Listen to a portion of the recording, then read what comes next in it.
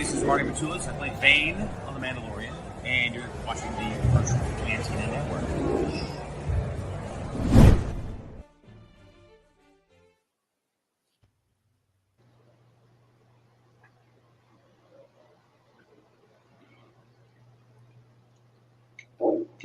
Hello, everyone. Happy Batman Day. It is September 21st, 2024. We are recording, and this is the 75th episode of the Unifying Force. I'm Kat, joined by Dave and Gio. How is people doing today? Hey, doing just fine. Yeah, doing great. And, thank you. Yeah, and we're here to pay tribute to the great James Earl Jones, the latest member of the Star Wars family that we have lost. Yes, and I wanted to get this in super early because you guys gave me crap last time when we did a memorial to Carl Weathers. We didn't display some of Carl's work and tribute stuff early on, so making sure that I don't get chastised again in the post show. Yeah, I like that homework. Yes, It's a nice little A grade to start off. It's there's a lot to say. It's hard to really know where to begin, but it's one of the, I guess, biggest losses for Star Wars and for acting and performing in general in a generation, covering multiple generations. It's great that he managed to live a very long, healthy, and successful life. And he's made an indelible mark upon Star Wars, upon so many films, upon the stage, and in a lot of viewers and fans' lives. So, who wants to begin?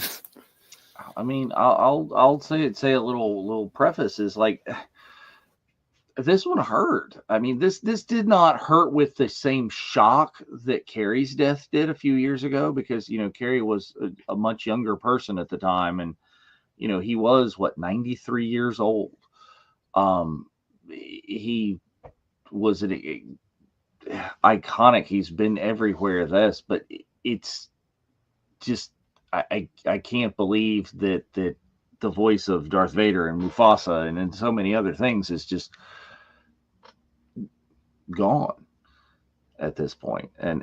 But I have been extremely heartened to see all the tributes to him that continue to go on over the weeks. As we shoot this is a couple weeks out removed from his death now, and we're still here and we're still thinking about him, and that I think is going to be part of his legacy is the work of James Earl Jones will live forever. I really believe.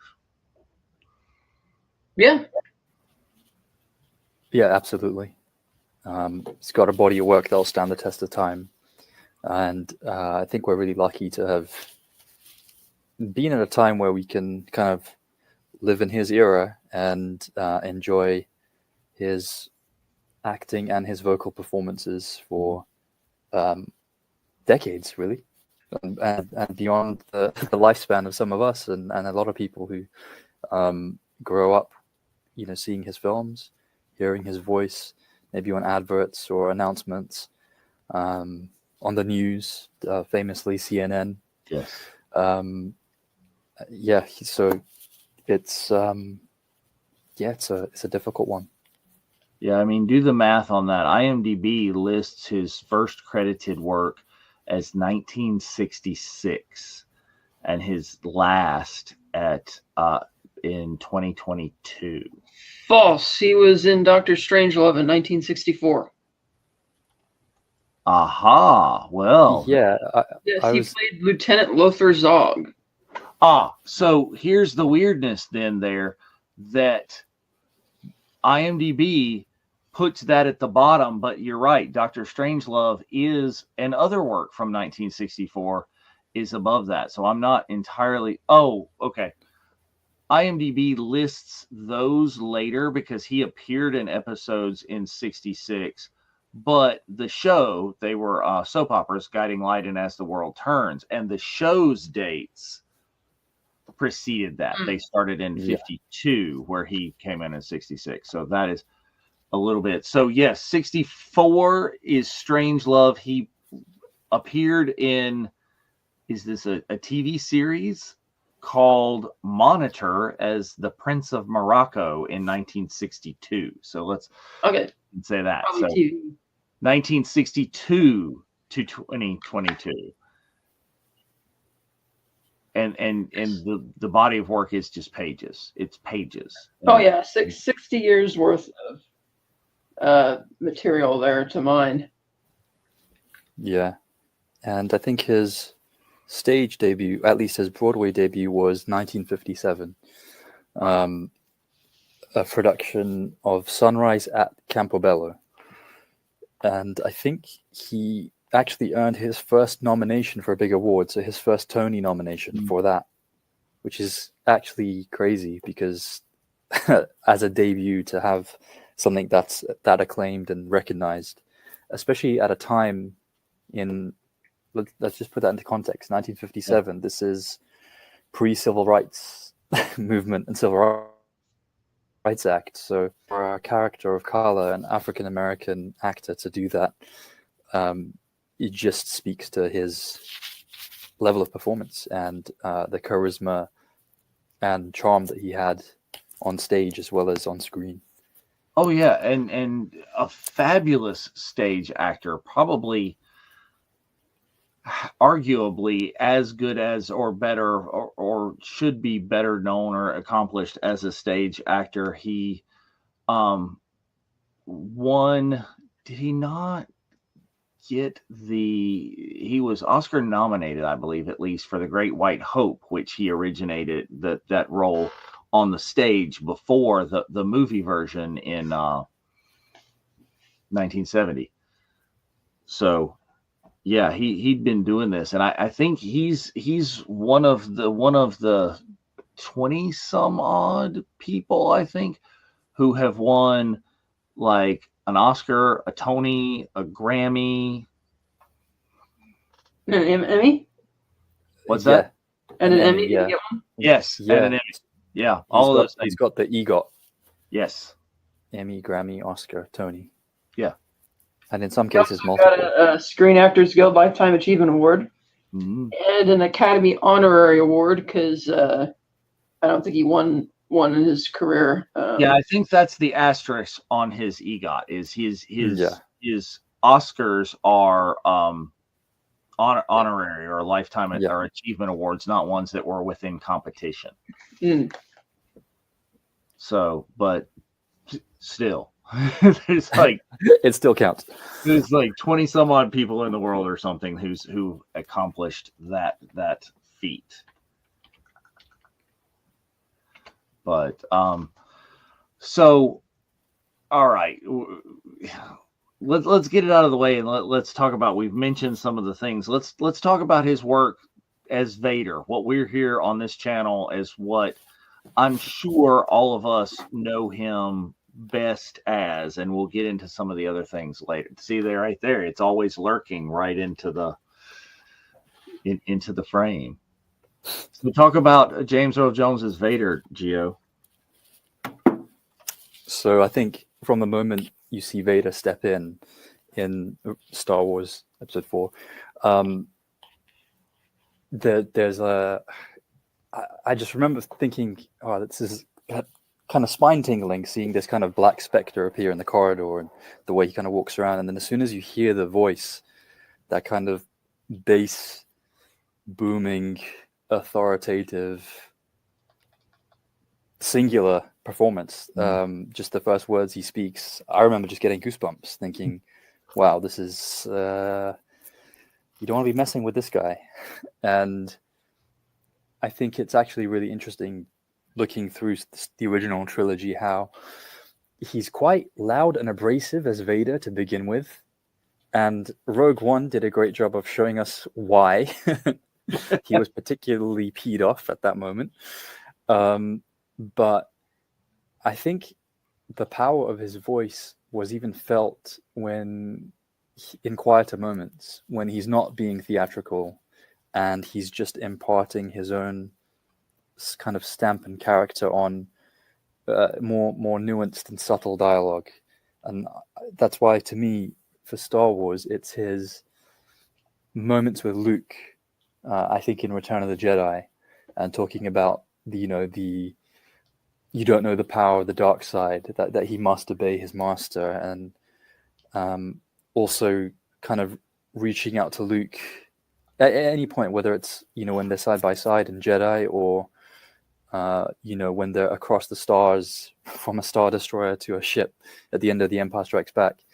It's those moments with Luke, the quieter moments, that I think are the most impactful Star Wars memories I have of Darth Vader. Mm-hmm. Much more than any no's or guttural screams or anything else that came after. And I think sometimes it's easy to forget that some of those classic lines are more understated and less theatrical. And even one of the most misquoted lines of all time, when Vader's talking to Luke in Empire and does the reveal. Again, it's kind of underplayed. He's not kind of screaming at the top of his lungs about this, huge plot twist to Luke. He's appealing to him, and he's trying to endear himself to Luke, even though he's just lopped off his hand. So there's I always feel that James Earl Jones's best moments for me are the quieter moments. Yeah. Kat? He's great as that voice, perfect for it. Brings the commanding authority to it a lot more than David Prowse's natural voice did. Yeah, if you've ever heard Prowse's, because Prowse did the lines in the suit on set, and there are tapes of that. Now, I mean, if they'd kept Prowse's voice, they'd have post-processed it. They'd have done something, but still, it would not have been this.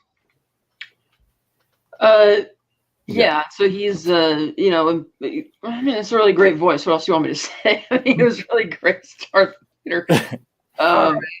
He was also, no one else could have done it. Actually not credited until Return of the Jedi. Yes, that's the one of the things that I don't think people really realize is when you look down on the IMDb, he's not credited.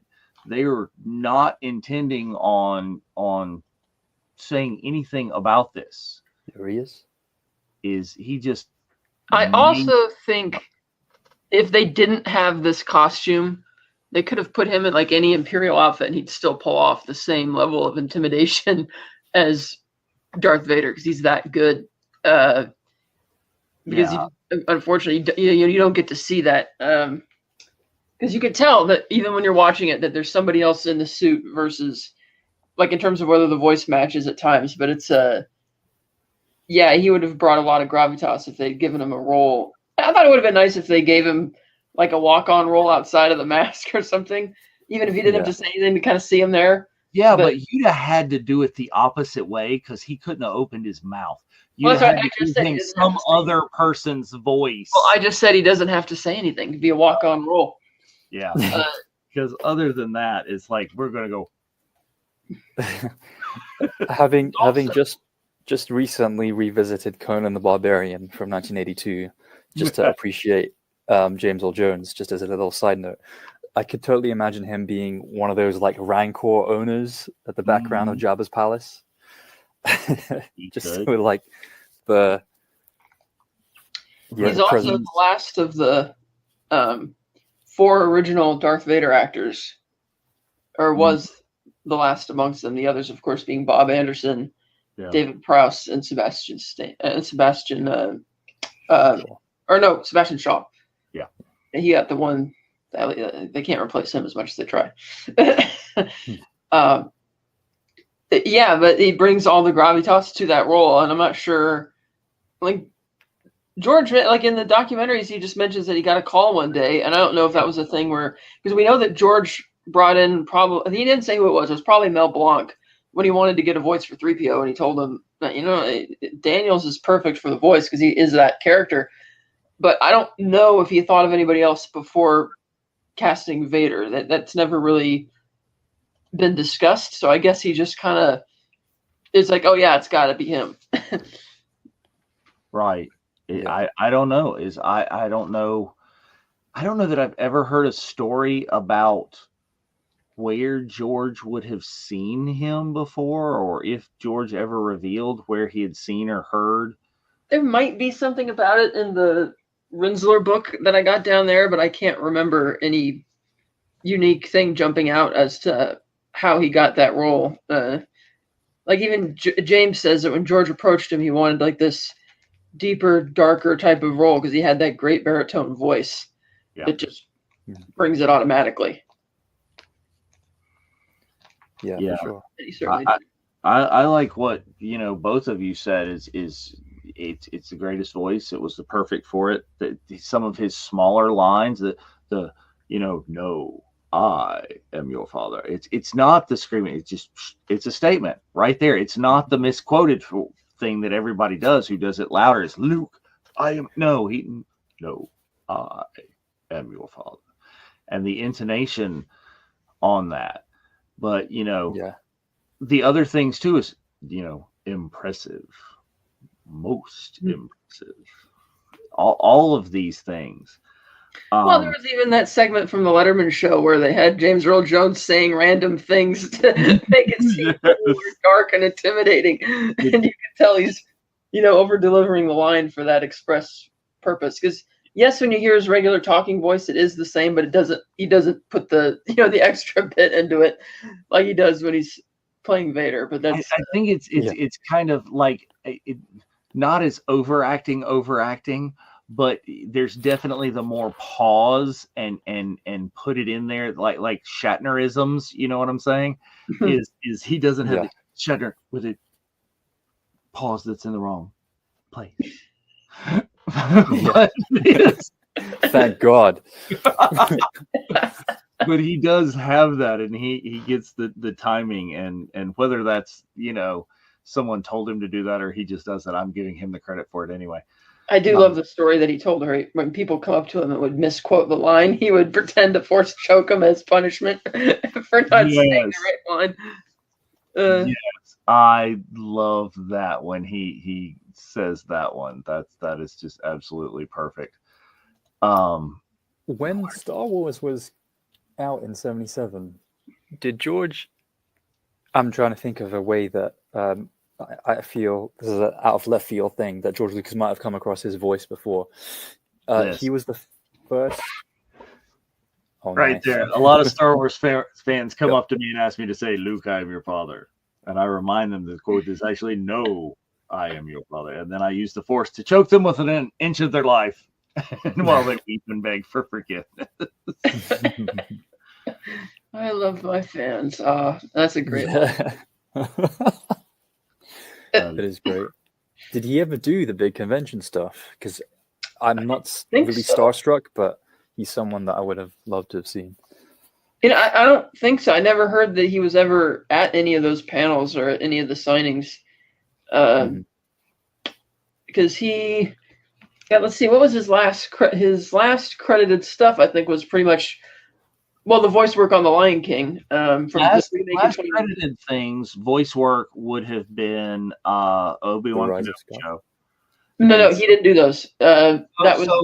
He is credited for that. It is the AI, right? But him. He was apparently, allegedly, at least what they say, very instrumental in getting the AI to do what it was supposed to do. So he is, I believe, credited for that.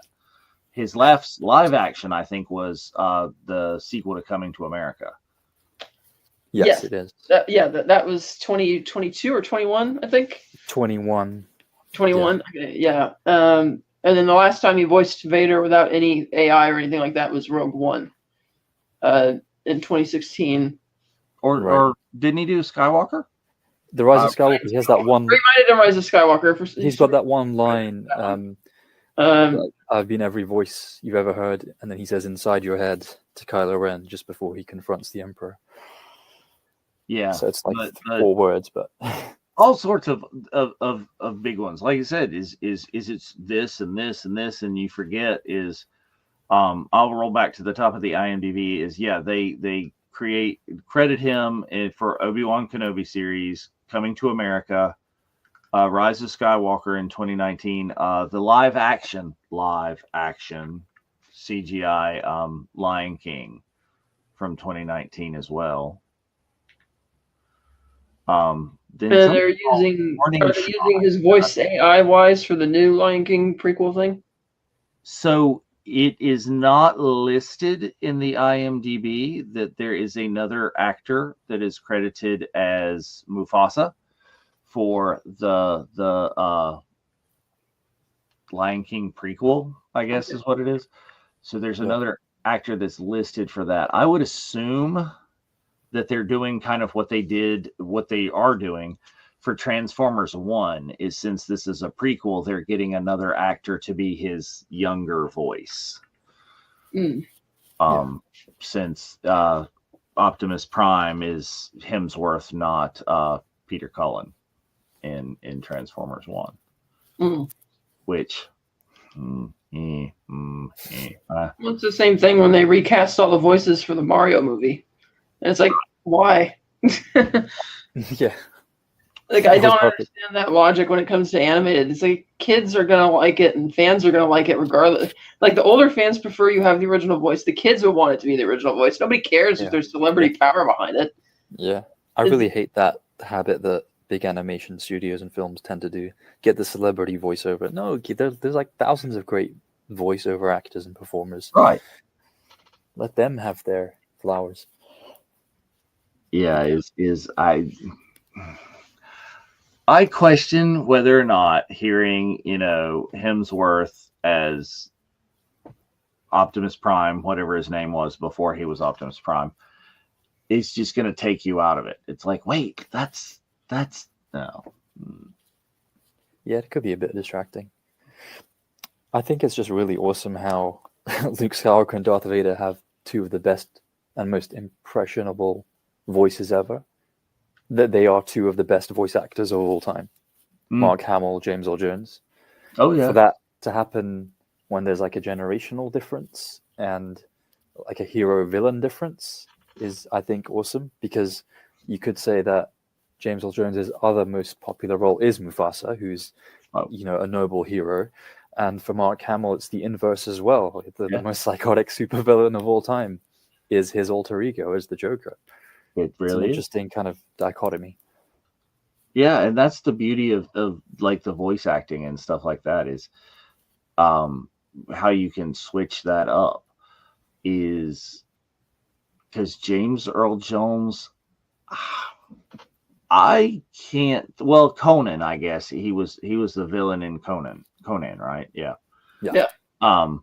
But most of his other work, his live action work, is him as a hero, or at least a person struggling and striving to be a good person. It's that just the kind of voice work, and really just Vader that's that, right? It's just what? It's him as a villain. The Conan, and then let's see, what else is he in this? I'm checking his filmography right now over here. Yeah. So you could say that he's got like the complex, flawed heroes. And here's the great thing too, is he's not. He's not too proud to do Vader the voice in anything and everything. I mean, he's credited as the voice of Darth Vader in Monopoly Star Wars. Okay. He's like, I'll go and do the voice for the Monopoly game. Sure. Yeah. I think he even did a GPS voice at one time for like Garmin or something when they tried to do celebrity voices guiding you on the road. He also voiced Darth Vader in the Benchwarmers. This guy has one of the characters. You got this one with Adam Sandler. He was in Rob Schneider, David Spade, John Heater, John Lovitz, all these people, and he plays he voices like this security checkpoint box that this guy has outside his house. But he was officially as Darth, and the idea is that the checkbox is Darth Vader, not James Earl Jones. So he credited for that as Vader. for the Star Wars movies as Vader, and then didn't they get him to come back for Rebels for a few of those? They did, yeah. In season 2, that's him. At the Yeah. end of season 1, and they had Sam Witwer as Palpatine introducing Vader at the season 1 finale of Rebels, and then in season 2, the kind of cap beginning and end of season 2, it's very Vader heavy, and they have James Earl Jones fully back for that, which was fantastic. Yeah. Yeah, that's absolutely great. I mean, one of my favorite little side project things that I've only heard snippets of, and I may at some point now need to really get my hands on it, is James Earl Jones reads the King James Bible. Can you imagine how long it would have taken to record that? Yeah. That's just like, wow. Let's see, I'm looking up here trying to find if there's any other. Just on where George Lucas might have come across his voice before casting him in Star Wars or thinking of him, I was trying to gauge roughly how old George Lucas's kids might have been, or if they were even around for Star Wars 1977. Because I found. don't think so. That was the 77. No, I don't think so. Because in 86, no, they would have just been born, because wasn't it that his daughter was old enough to really be in love with Ewoks by the time of Jedi? And that's really why he made the Ewok movies. Right. So it's okay. So this is potentially could line up. Let's say that's right. George Lucas was originally going to get Orson Welles, but he thought the name was too recognizable. The voice was too recognizable. Again, thank God. Let's see. He would have been a very good Vader, though. Let's see. George Lucas actually considered asking him. A very different Vader. I think. He could have seen The Great White Hope in 1970. It's entirely possible that James Earl Jones. All of his voice work for the original Star Wars was recorded in one day in March 1977. Mm-hmm. Paid, I think $7,000 for it. Yeah, it was $7,000, and it was like 2 hours in the studio. And I don't think he did any. It's like voiceover work is normally very, very heavy on redos and multiple takes. And I think I found an interview where he was basically saying he kind of just did it off the cuff, first take for most of it. Was in and out, and that's why he considered his work, one, in a very humble way, not really worth having credit on screen at the end of the film, but also he considered his voice more of a special effect because he didn't have an on-screen presence, and so he wanted more to give the accolades to Dave Prowse and Bob Anderson in the suit. And that is also why James Earl Jones actually made the decision to not be credited for Star Wars or Empire Strikes Back. And if people asked him, he flat out denied that he voiced Vader in either of those movies, because he said that, David Prowse created that character. And then it wasn't until Return of the Jedi that he finally was convinced to, change his mind and let himself be credited. So that's pretty cool. Well, and he did all the things too. As I'm looking here, it is James Earl Jones in the holiday special and in the cartoon for the Story of the Faithful Wookiee. That's pretty cool.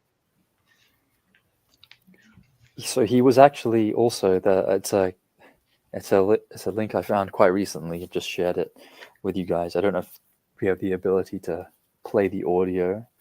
Seeing as he's a voice but the audio, it can kind of get us shut down. 1969 Sesame Street, he was the first guest star reading the alphabet.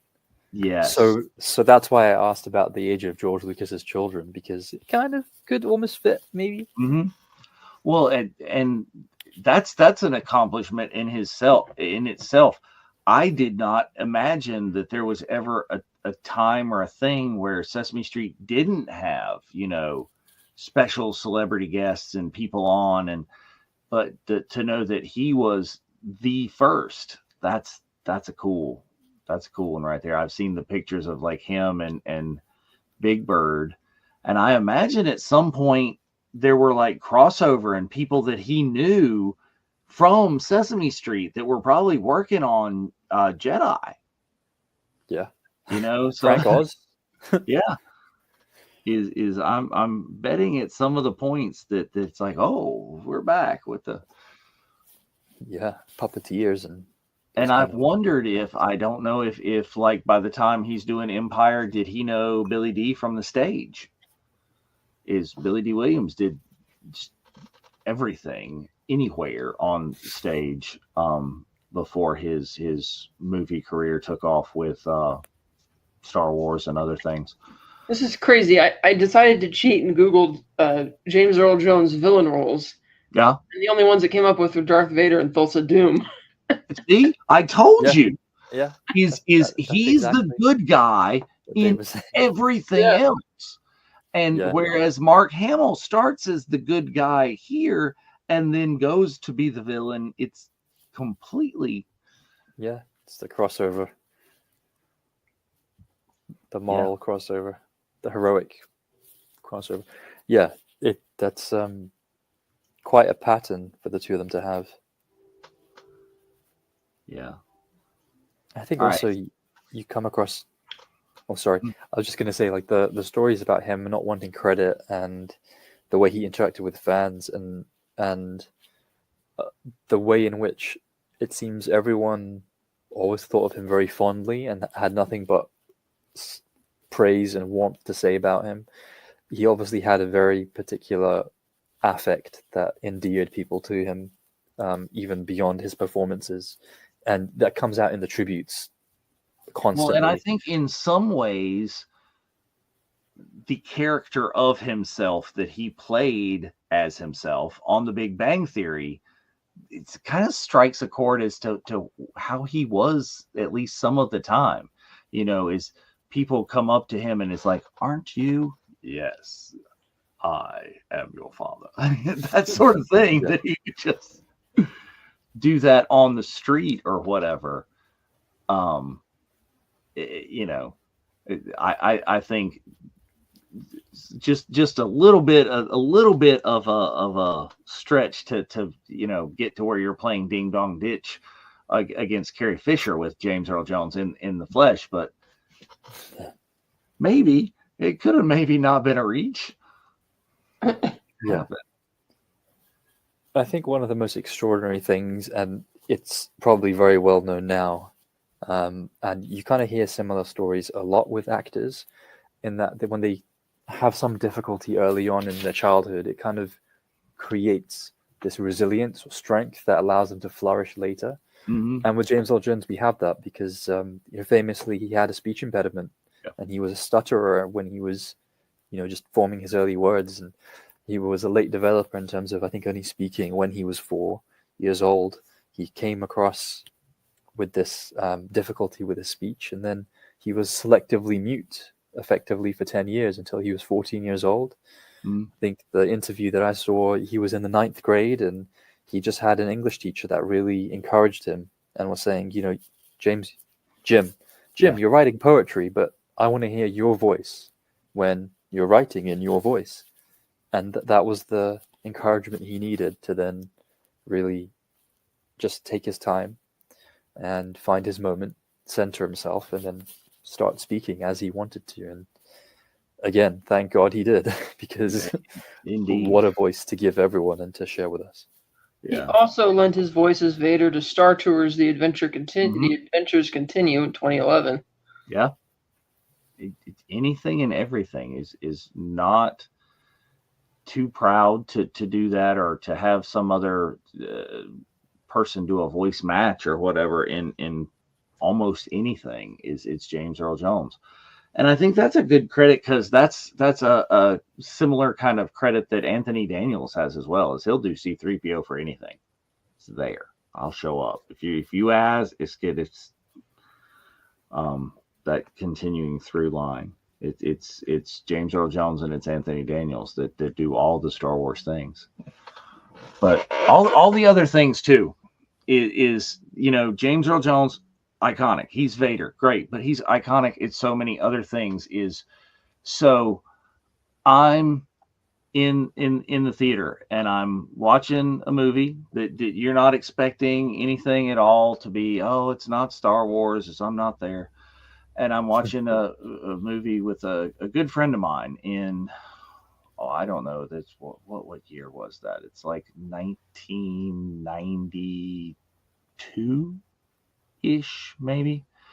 And so huge dramatic moment on the screen going on. It's like his father is talking to his son and he's telling him about the world and how everything is. And it's that great moment about the stars being the kings of the past. And my friend leans over and whispers in my ear, it's like, Luke, I am your father. I'm like, shut up. This is a great line here. It's like, no, he's not just Vader. He's also Mufasa. So let's talk about James Earl Jones as Mufasa. It's like, man, the Disney Renaissance got some voices to put in their animated movies, and The Lion King was absolutely no exception to that, right? Would Mufasa have had the gravitas without James Earl Jones? I mean, no, he's playing against, you have to get somebody who can be the better guy to play against Jeremy Irons. Mm. You know, is like, oh, it's the bad guy. I've already cast this guy. Who do I get that can be more powerful than him? And obviously done. And then, and you forget too, is the other actors in there are Matthew Broderick, who at that point absolutely no slouch himself. And young Simba was on top of the world with Home Improvement. That was Jonathan Taylor Thomas. But again, who still comes through and kind of steals the show on that, I guess. Mm. Yeah, in an ensemble star-studded cast, he's still the standout kind of supernova there. Yeah, that was 1994. I was a little bit wrong. And still, even amongst voice actors, I'm looking in here and absolutely insanely, Matthew Broderick, Jeremy Irons, James Earl Jones, Whoopi Goldberg, Rowan Atkinson, Jim Cummings, the voice of all voices, any sort of animated voice ever, Robert Guillaume, Nathan Lane, Cheech Marin, Jonathan Taylor Thomas, so many iconic people in there, and it's Mufasa. I think to me, on a personal level, in all of film and TV and everything visual that I've consumed, the scene with the stampede, Mm-hmm. 1/3 of the way through The Lion King, having really only heard Mufasa, and that the emotion and the humanity is just through James Earl Jones's voice. The animation is incredible, and the art team that created the Mufasa character, and it complements, somehow I feel it complements the voice, and the voice complements the image of Mufasa that we get. It just, there's such a synchronicity there that's perfect. It marries up so well, so that the scene where you have Mufasa die will forever be one of the most emotive scenes anywhere for me. And that's just the sight of this animated character no longer speaking, and having Simba, just try to understand and, reconcile with this traumatic death. And you see it, listed amongst the top scenes of movie scenes that make adults cry, and so on and so forth. And that's purely on the magic and majesty in his voice, that when you suddenly don't have it anymore and you see the body, that really impacts you in a heavy way. I have found another villain that he did play. Okay. In 1972 on stage, he played Claudius in Hamlet, the main antagonist. I was going to say there's a Shakespearean one, and thinking of The Lion King, I was going to say also Hamlet, the reference. Ah. Nice. Well, he also played Othello twice in two different decades, in the 70s and the 80s. But yes, he did play a villain in Hamlet. Well, and you kind of got to get the irony too if you are deep into the James Earl Jones lore. If you sat there and watched his I think, kind of most iconic scene in Coming to America, when King Jaffe Joffer comes up and he's coming in to see his son with the big dead lion across his shoulder. Yeah. You're like, no, he's the dead lion, lady. It's him. That lion didn't have a real name. That Jaffe's was 5 years earlier, or 6 years earlier. Yeah. I killed Mufasa. They should have made a fourth wall breaking joke about that in the sequel. I never saw the sequel, but I'm sure they didn't do that. But that would have been funny. Oh, that would have been funny. I don't remember. I will have to go and watch the sequel. I know. But I have to watch that again just to see. It's a fun. You could kind of consider that character an antagonist in Coming to America, because he doesn't want to listen to his son and just trying to. God, it takes all the way to the very end of the movie till he finally comes around. Perhaps, but I think that's one of the characters, like his character in Fences, who isn't in the play Fences, is he's not necessarily the nicest of guys to his son, but he's doing it from a place of love and there's another word I'm looking for. It's he's doing it because that's his job. That's what he's doing. That is, he wants the best for his son, and he's working hard to do that. That particular scene in Fences, it has popped up a lot in the memories of James Earl Jones, and I've watched it multiple times, and it's really powerful. If you have not ever seen Fences, like, go to the YouTubes right after you're done here and Google James Earl Jones Fences and watch that. Denzel Washington was very good in the film adaptation of that as well. Yeah, I was going to say that's another sign of how much of a trailblazer James Earl Jones was, and how he paved the path for so many people afterwards to continue and to flourish in their own careers, because he made that character iconic on Broadway, and he definitely inspired the people that were younger than him coming up, like Denzel Washington, like Morgan Freeman. There's and of course not just single race actors, just actors from all across every kind of background and experience that they have. The number of people who have amazing things to say about James Earl Jones is it almost feels infinite when you it really does. Scroll these. And we haven't even touched on some of his iconic things yet. Let's talk about Field of Dreams. Yes. Okay. I mean, if you want to do your top 10 James Earl Jones lines, your first 3 are probably Star Wars, but number 4 is Field of Dreams. Is if you build it, they will come, right? People, if you build it, they will come. That kind of character reminds you of people. What you were just talking about, Gio, is actors seeking out James Earl Jones. He's playing Terrence Mann, who is this author of all this remarkable, amazing stuff, who is not seeking credit for it, who's gone down, who's behind the scenes and just very quietly living his life. And Kevin Costner seeks him out, and because of how influential he was on that generation, and ironically or on purposely written that way, is that movie becomes so impactful. Was the line, if you build it, they will come, or was it if you build it, he will come? I think as you build it, they will come. Okay. Yeah.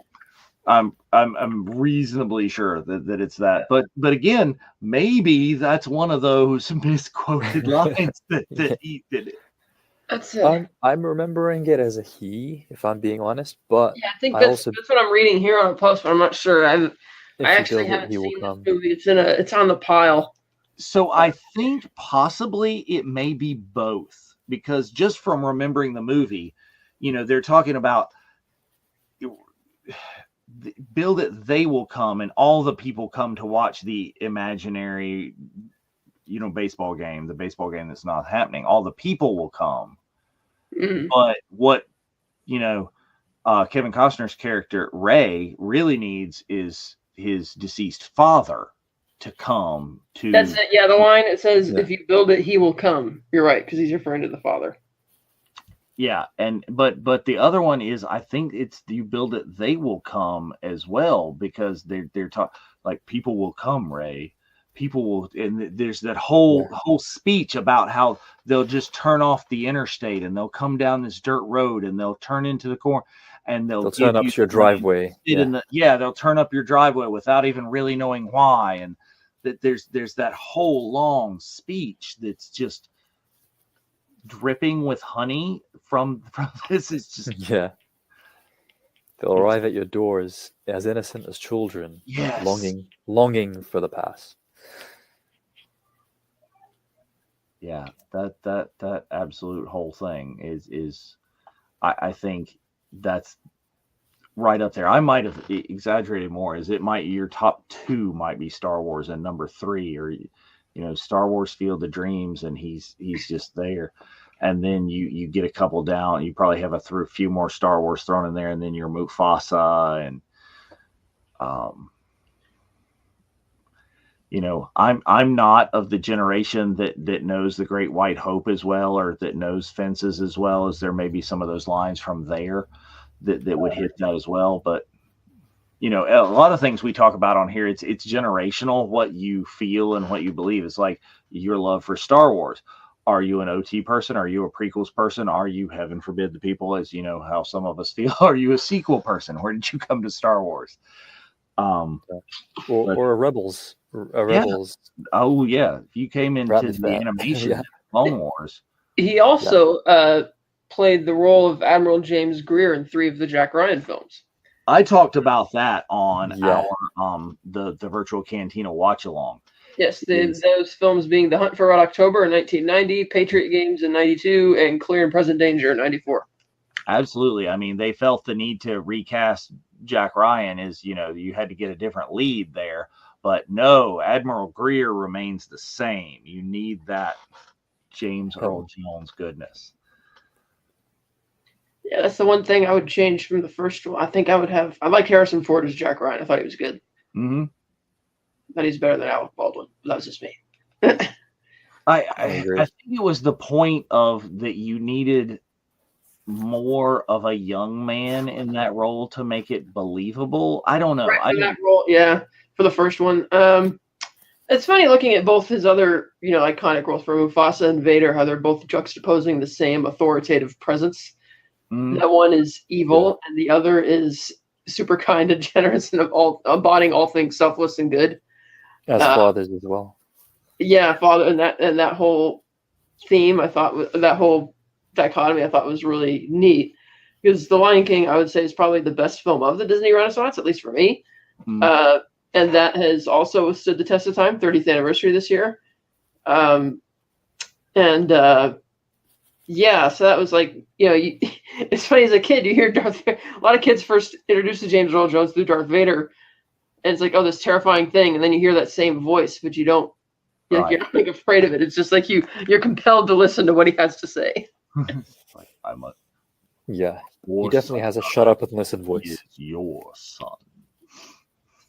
Yes. No, I love that one as well, but I will argue about the best film of the Disney Renaissance. Lion King's there, but I'm a Little Mermaid person. I really am. Yeah. Love the original. I know it is. Okay, that's one of those other things. You got to know where you come to it from. If you came to the Disney version of Little Mermaid first, that's the only true version. The Hans, if you didn't know what it could have been with the Hans Christian Andersen one, you're like, oh, it's a happy story. But now you look back and it's the different kind of thing. But Well, the Hans Christian Andersen version is more of a tragedy. yes.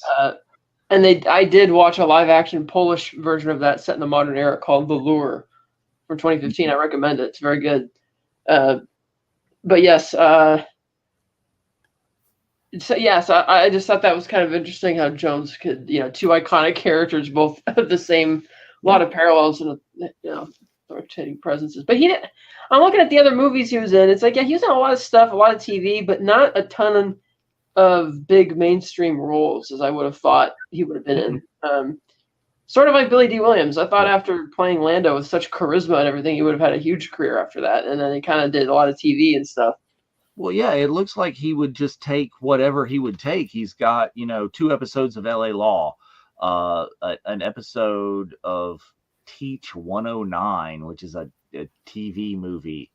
He's on a TV movie, The Last Flight Out, Grim Prairie Tales, Heat Wave, Ivory Hunters, The Ambulance. He plays a lot of doctors. Yeah, he was on an episode of House, an episode of 2.5 Men, an episode of Big Bang Theory, and Everwood, 2 episodes of Everwood. That was a villain role as well. He was a authoritarian dictator in the episode of House, and this sounds like a villain role. He played a character called Diablo on Garfield and Friends. I read that. I wasn't sure of that. That could go either way. You never know. He was even in a movie with Tupac Shakur, gang related. He was also with Jim Belushi about 2 men face the consequences after they kill a man and pin the murder on an innocent transient. He played somebody named Arthur Baylor in that movie. In his younger days, he played Malcolm X. He did Malcolm X in The Greatest. Mm-hmm. He was in what I believe is the remake of Cry the Beloved Country with Richard Harris in 1995. He is. That's a film I really want to see, especially given those 2 actors together. His portrayal in The Sandlot, another iconic baseball movie right there. He was in both of them. Yeah, the first one in the probably direct-to-TV sequel or direct-to-video sequel they got him back for. But yeah, still just like, okay, here I'm in an episode of Law and Order. I'm in an episode of, Picket Fences. Remember that show? Oh, he was also in Sneakers. That was a good comedy. Oh, yeah, Sneakers. Sidney Poitier, Ben Kingsley, Robert Redford, Dan Aykroyd. Just a great cast. Mm-hmm. That's an incredible cast. David Strathairn, of course, James Earl Jones. That was good. Let's see. Heat Wave. Coming to America. Garden Soul Man. Third Rock from the Sun. She's in there. Lois and Clark, The Adventures of Superman. Homicide, Life on the Street. The Simpsons. Oh, that was on our. That's right there on there. You're the Raven. He reads the entire poem. He is one of the few credited voices of Maggie Simpson. That's true. Yeah. Is in one of the early episodes of, I think, Treehouse of Horror, is like, you hear Maggie speak, and that's James Earl Jones. You see, he also provided a voice in a Warner Brothers animated film called Flight of the Dragons in 1984, playing a character whose name I cannot really pronounce. 2 different names. Okay. I have to go look this up right now. The late 90s TV series Recess. Apparently, for 2 episodes, James Earl Jones was the voice of Santa Claus. Yes, he was. I'm like, I have never seen that, but I'm like, James Earl Jones as Santa Claus. That is now something. I need to hear that. I need to see that. Yeah.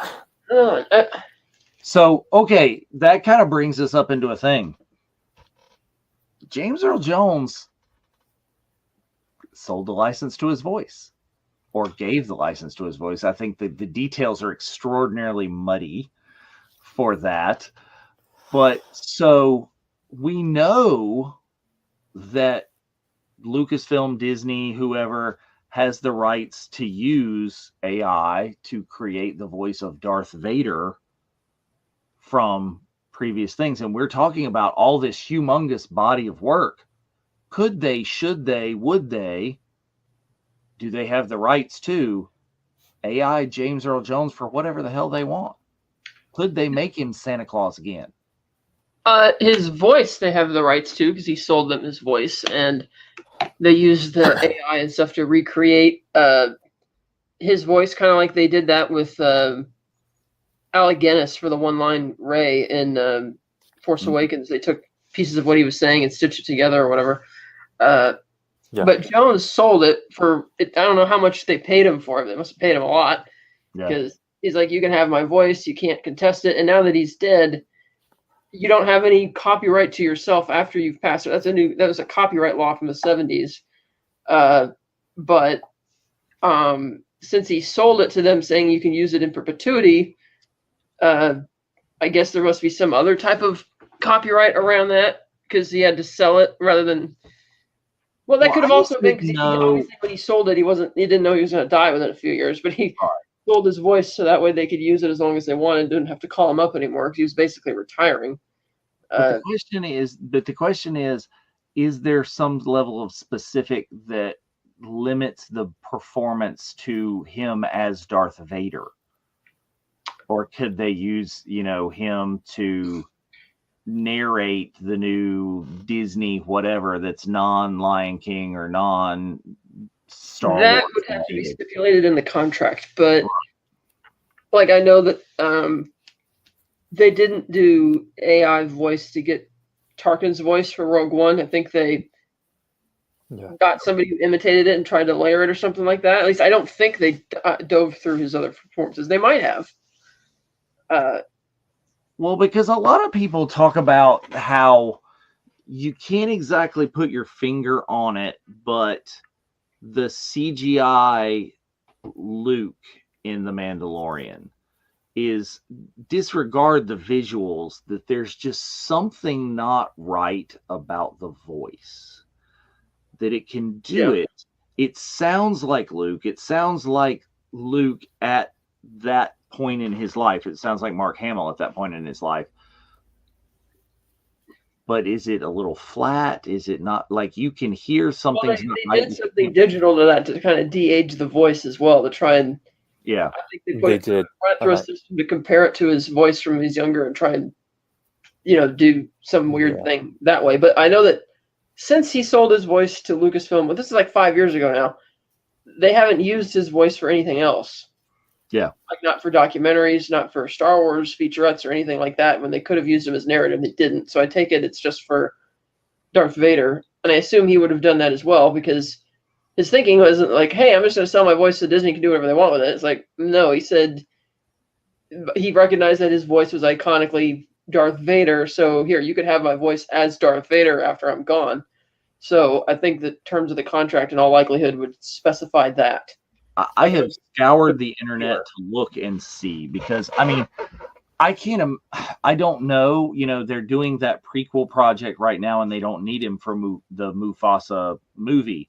But, what if we get straight to video sequels or something, or you're going to push The Lion King again, or you're going to reboot this or reboot that? Would they go ahead and try and...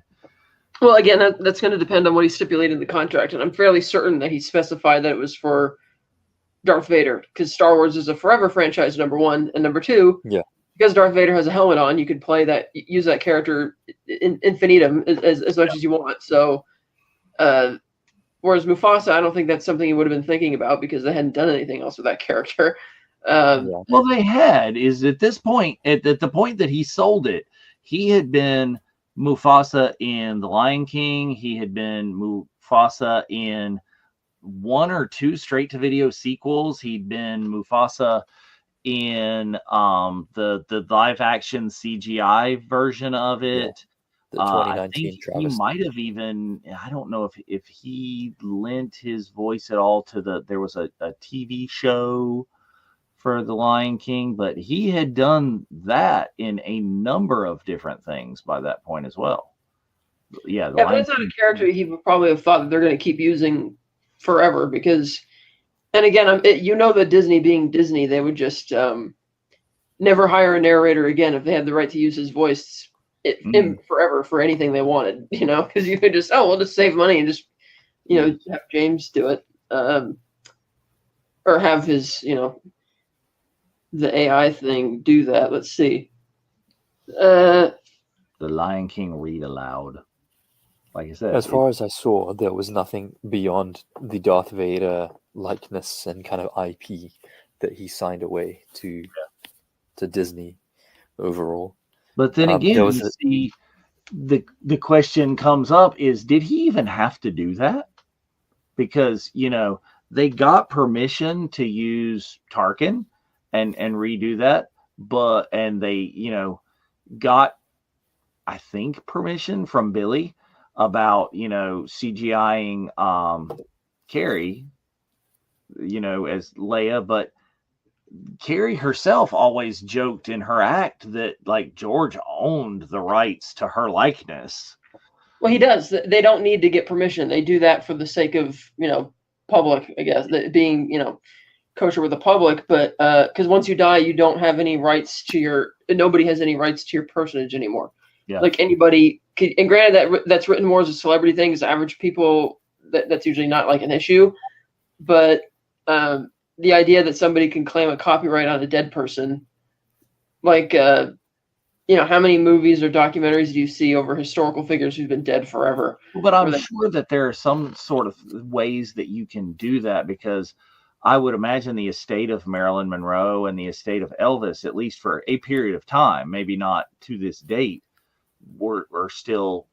Right, that's what I said. Those laws came about in the late 70s, where it was changed, and it was actually started by, I believe it was actually Bela Lugosi's son, who had tried to pursue that, and eventually the law came down and said that no, you don't really have the right to something once they're dead or whatever. Sort of like how the copyright law for created works is like 95 years until it's in the public domain or whatnot, unless they keep renewing it. But with people, you can't really do that. Like, again, there's like a billion documentaries on historical figures. They're not tracking down their descendants to pay them any money for permission to do that. So they can recreate the light, because technically ever since David Prowse died, when you have Darth Vader on screen, it's like Prowse created that character, so in a way it's kind of his likeness if you're imitating everything about him. But it's not like, but even then in 2005 when they made Revenge of the Sith, they didn't have to pay David Prowse because they put Hayden in the suit.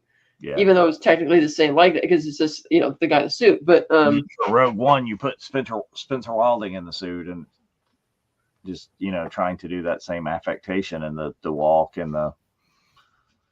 Even Mark Hamill said as much. He's like, I don't own the character. I'm just inhabiting the character right now. But they own the character and the likeness. And then unless you negotiate royalties for certain things, then they're not just going to outright pay you for the hell of it. Unless it's, again, like if it's merchandise, I don't know if the actors, like if Mark or Carrie in their lifetimes get a slice of the merchandise that's sold with their likeness. I don't think so. Because no, I doubt it, because the Lucas and them owns the likeness to it. They just royalties are for movies. Lucas made like so much money. I think Star Wars is one of the reasons why we have the merchandising that we do. Is he made so much money on the back end because he kept the merchandising rights, because he had to give away everything else that he could to get the movie made. Yep. And nobody imagined that he was going to make so much out of the merchandising. I think Batman 1989 is Nicholson took a humongous cut in his upfront pay because he kept it, traded it, did whatever for rights to the merchandise. And I think even he got the rights to the merchandise for the first anticipated 3 movies that he wasn't even going to be in, and just made money off of that. So it's kind of extraordinary. I did come across a report. I think might have been from Deadline, not their initial tribute, but one after that. That James Earl Jones was offered 1/20th of the earnings for Star Wars, which he declined, and just kept the $7K tiny little drop in the ocean. As a massive amount of money, of course. Yes. We don't want to gloss over that, but a drop in the ocean compared to what could have been and would have been given the success of Star Wars in 1977. So he got paid $7,000. So it was $7,000 that he got for Darth Vader. $7,000 for 2 hours worth of For work for the original movie. Star Wars: A New Hope. Yeah. Yeah, that's pretty good. That's actually exceptionally good for that.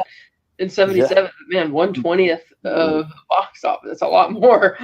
Yeah. Or merchandising, or whatever the 20th was.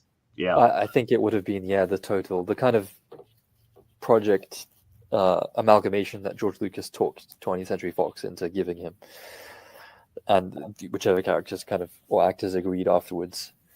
But I think again it just speaks back to his humility, I think, and the fact that he was very non-materialistic.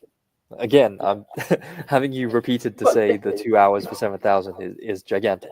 Yes. But, I think just looking into account with all his kind of interviews and quotes and articles about him from elsewhere, he does seem to be, for someone who's so superlative in everyone's memory, and as a performer, he has always come across as very grounded and very centered.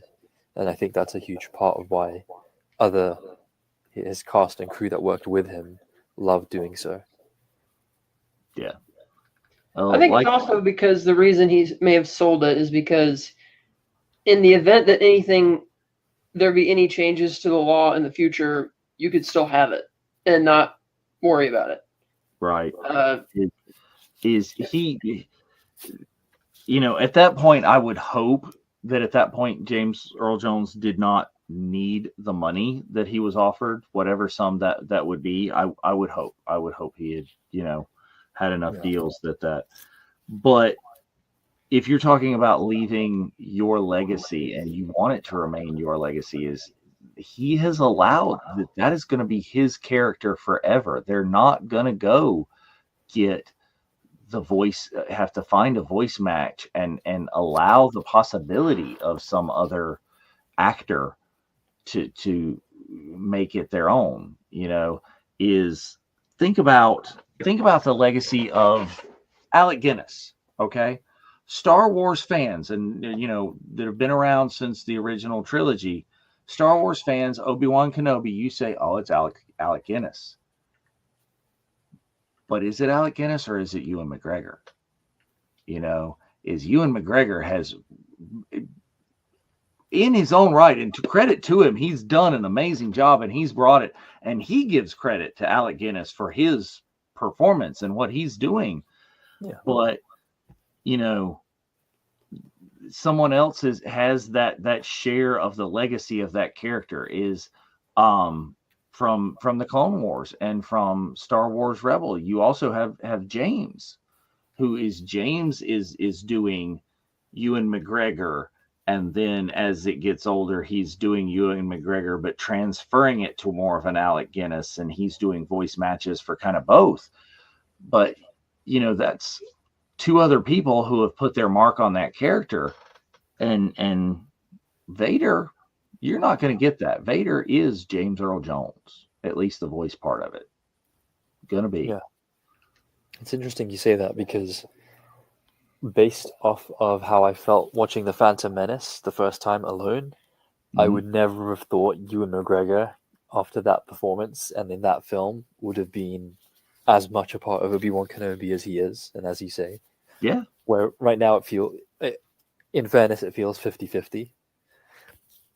Although in screen time, it's significantly more for Ewan versus Alec Guinness. Mm-hmm. But, and the fact that James did such a nice match for Ewan, that so much of the Clone Wars feels like you're watching Ewan. If you weren't a fan of Star Wars, and absolutely know that, oh, that's James and that's what he does, and it just kind of, because the character is modeled after Ewan's look, as you just see more and more of, oh, that's just adding to that kind of prequel era Obi-Wan. Yeah, it is. Yeah. We're a little bit over our time, and I wanted to share one more story about the legacy of James Earl Jones. It's a little bit adjacent there, and just how much his presence is felt and is going to last on in everyone's everyday lives. So this week, you guys know that my family lost our beloved German Shepherd, and we lost him. His way too young. He was just died unexpectedly, and he was not what you think. I'm not going exactly where you think it is. His name was Hulk. We tend to give all of our German Shepherds a German name. They're registered German Shepherds, and they have to have. So his name translates into Gamma Ray Hero in German, and I can't pronounce it. I wouldn't do it justice, so I'm not even going to try. But so we called him the Hulk since he's Gamma Ray Hero.